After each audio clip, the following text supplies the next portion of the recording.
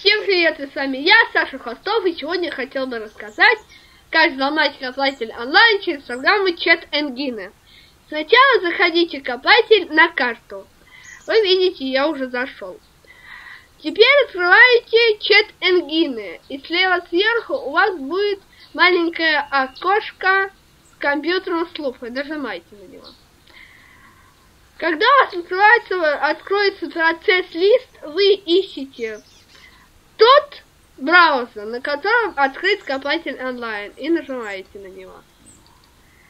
Теперь справа у вас будет табличка «Спецхак», надпись.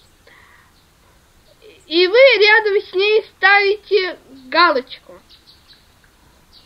Теперь вы выбираете ту скорость, на которой ваш игрок будет быстро ломать и быстро бегать.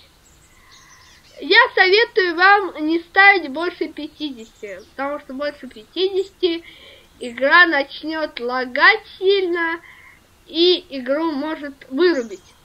Я поставлю 20. Теперь вы можете быстро бегать и быстро ломать.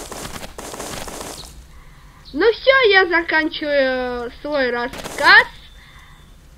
До свидания, ставьте лайки, подписывайтесь на канал. Пока.